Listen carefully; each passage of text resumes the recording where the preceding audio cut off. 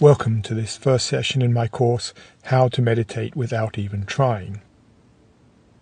I'm Peter Russell, and in this program I'm going to be sharing with you some of the things that I've found make meditation much easier and much more effective.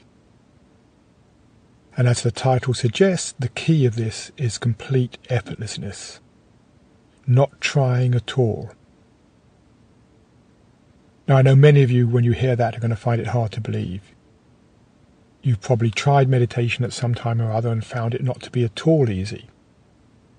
I hear people say, they can't stop thinking, the mind's always full of thoughts, they can't settle down, or they get fidgety, they can't sit still for long, or they can't find a quiet enough place to meditate. Now, if that's been your experience and you've found it to be very difficult, then it's quite natural to assume that you must try harder. And if trying harder doesn't get you anywhere, then you should try harder still.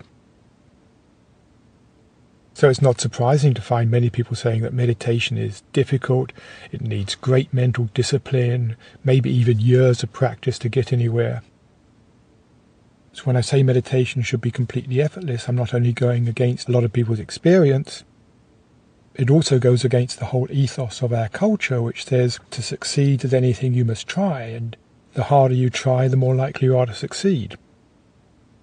Now that may be true in everyday life. Not always, but may often be true in everyday life. But when it comes to meditation, the exact opposite is true. When we put effort into trying, then our minds start becoming tense, which actually defeats the whole purpose of meditation, which is to allow the mind to totally relax. And what you'll find in this program is that as you take out all effort and striving, then the mind naturally begins to settle down of its own accord. So the emphasis in this program is going to be on allowing it to happen, letting the mind relax naturally. Now, I also sometimes hear people say they don't have time to meditate. Their lives are so busy that even finding time for 15 to 20 minutes of meditation is difficult. And yet, ironically, it's the fact that our lives have become so busy that makes meditation so valuable. You could even say necessary today. I think most of us find ourselves with more and more things to fit into each day, more things to do, more demands upon our time, and yet actually with less and less time to fit it all in. As soon as we finish one task, there seems to be another one waiting for us. We seldom have time to pause, relax, and enjoy life. And all these increased demands and more things to take care of means that we're also likely to find ourselves becoming more stressed.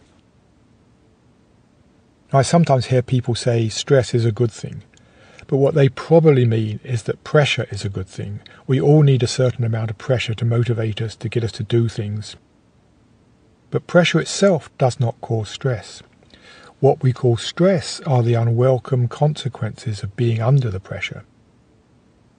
There are the unwelcome effects on our health. Stress may weaken our immune system, making us more vulnerable to colds, other infections, or it may produce unnecessary tensions, strains in the body, leading to other health issues. Stress also affects our mental functioning. We may become tired and dull, not able to think clearly. We find ourselves being less creative, feel less joy in life. Some of us may become depressed, others frustrated, less tolerant, some even hostile. Because stress tends to make us more tense, one of the most important things we can do to alleviate stress is to learn how to relax the mind and the body. And this is one of the primary benefits of meditation. There's actually been quite a lot of scientific research done over the last 40 years or so into the effects of meditation. Some on transcendental meditation, some on Buddhist meditation, some on Christian practices. But they've all found the same general trend, that meditation produces the exact opposite to the stress reaction. You find heart rate and blood pressure decreasing, the breathing slows down, the muscles tend to relax, and the brain goes into a much quieter state. And not only is a quiet mind good for our bodies, it also enables us to think more clearly and creatively, and we can get more in touch with our feelings and intuitions, those faint feelings on the edge of our consciousness that we don't normally notice. We begin to become aware of them when the mind quietens down. So in this first lesson, I'll be teaching you a basic practice which we will be using as a foundation for what follows in the later lessons. It's basically a technique of allowing the mind to relax and return to the present moment. Now, in a sense, of course, we're always in the present moment. When we remember the past, the memory itself is happening in the present, the experience of the memory. And when we think about the future, the thought itself is still in the present moment. So when we talk about becoming more present, what we really mean is bringing the attention back to our experience of the present moment, rather than being lost in some thought about the past or future.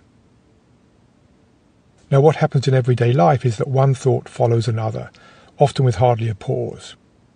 We may be thinking about what a person just said, which reminds us we need to buy something when we next go shopping, which takes us back to an experience when we were last in that store, which triggers a thought about something else, and so it goes on. Our days can become filled with just an endless trail of mental associations, each one leading to another, leading to another. The essential difference with meditation is that we don't follow the thoughts that come into our minds. You will certainly find many, many thoughts coming in, but when they do, we don't pay them too much attention. When we realize we've been thinking, we simply bring our awareness back to the present in a very easy and effortless way. We'll not be trying to have any particular type of experience or achieve any special state of consciousness. We'll just be bringing our attention back to our experience in the moment. And as you do that, you'll find the mind begins to relax naturally. Now, people often ask about posture in meditation. What's the best sitting position? For this practice, the most important thing is to be comfortable. Sitting in a chair is fine, but if you do, make sure your back is supported. Or if you're comfortable sitting cross-legged on the floor or in some other meditation position, that's okay too. The important thing is your posture doesn't create any additional strain or tension. But lying down is not encouraged. You're likely to feel dozy, and if you're tired, you may find yourself drifting off to sleep. So choose a position that helps you remain awake and alert.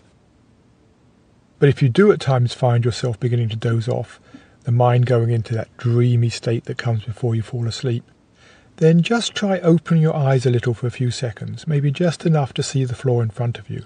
That's usually sufficient to bring you back to full wakefulness.